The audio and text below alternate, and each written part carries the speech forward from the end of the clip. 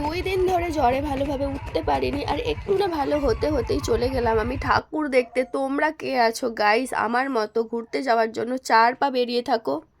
Hello everyone, আবারও আমার আর একটি নতুন ভিডিও তোমাদের সকলকে জানাই স্বাগত। আমি তো প্রথমেই বলেছি আমি একটু বেরিয়েছি, আমরা রোডের ওই পার হব, তো সেই জন্য এখানটা দাঁড়িয়ে আছি। আর দেখতেই পাচ্ছ এখন কিন্তু রাস্তায় বেশ ভালো রকম ভিড় রয়েছে।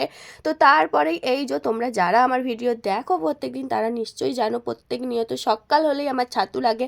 আমাদের সবসময় সত্যেনের ছাতু ব্যবহার হয়, এমনকি গণেশ ছাতুটা আমি পছন্দ করি না, কেননা গণেশ ছাতুর নিচে দেখি যখন শেষের দিকে খাওয়া হয় কীরকম কালো কালো মানে হচ্ছে খোলা থাকে, সেই জন্য আমি গণেশ ছাতুটাও পছন্দ করি না।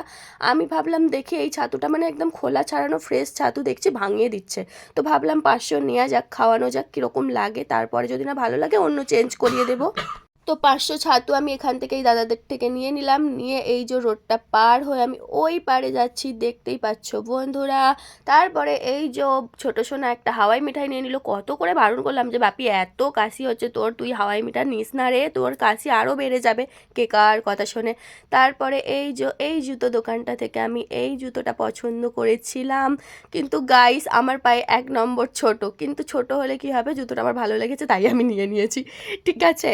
তো তারপরে ডাক্তারের চেম্বারে এসেছিলাম, আর এটা হচ্ছে যে এই বেড়ালটা ডাক্তারদেরই মানে হচ্ছে চেম্বারের সাথেই ডাক্তারবাবুর বাড়ি, ওনাদের পোষা বেড়াল। ভাইরে ভাই কি ঘুম দিচ্ছে, এত লোকের ব্যস্ততা ভিড় কথা বলছে তার সত্ত্বেও সে ঘুমিয়েই যাচ্ছে। আর এদিকে ছোট সোনারও ভীষণই মানে ওর, আমি আগের দিন ডাক্তার দেখিয়ে নিয়ে গিয়েছিলাম, জ্বরটা কমে গেছে গাইস, কিন্তু হচ্ছে ওর কাশিটা কমেনি, এতটাই কাশছে। আমি ওই জন্য আবার আজকে নিয়ে এলাম, ভাবলাম ওষুধ চেঞ্জ করিয়ে দিলে হয়তো ঠিক হয়ে যাবে, তো সেই জন্য এই দেখতেই পাচ্ছ কী পরিমাণে কাশছে। তো ওকে ডাক্তার দেখিয়ে নিলাম আরেকবার নিয়ে, আর আমরা এই যে রাস্তার এই পারে দাঁড়িয়ে আছি, আর কর্তামশাই গিয়েছে ওই পারে মেডিকেল শপে ওষুধটা চেঞ্জ করার জন্য, তো সেই জন্যই আমি দাঁড়িয়ে আছি, দেখতেই পাচ্ছ।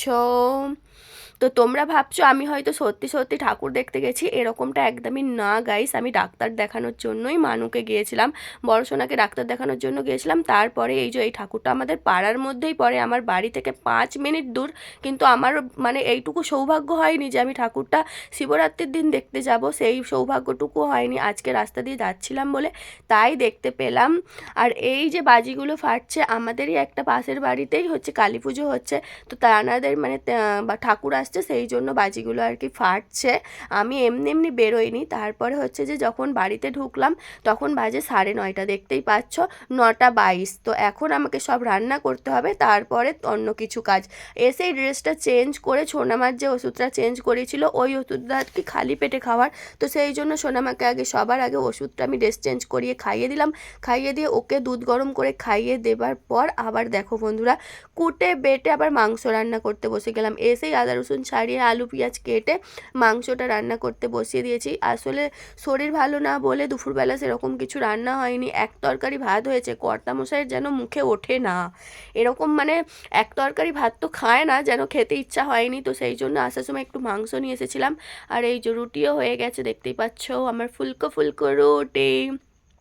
একটা কার্টুন ছিল না, দাদুর পয়সা গোল গোল মায়ের রুটি গোল গোল, সেই রকমই গোল গোল রুটি আমার হয়ে গেছে। আর এদিকে আমার তরকারিও রেডি, আলুও সেদ্ধ হয়ে গেছে, একটুখানি সেন্ট সেন্ট পাতা ছড়িয়ে দিলাম, দিলেই আমার তরকারি রেডি। তোমরা কে খাবে চলে এসো গাইস, মাংসের ঝোল রুটি এটা কর্তামশাই রেডি করে দিয়েছি। তো তোমরা যে এতক্ষণ আমার ভিডিওটা দেখার জন্য অসংখ্য ধন্যবাদ। এই খাবারটা খেয়ে আবার আমি লাইভে বসবো। এখন বাজে হচ্ছে যে 11টা, 11টার পর যাচ্ছি লাইভে। তো এখনকার মতো সকলকে টাটা বাই বাই, শুভরাত্রি।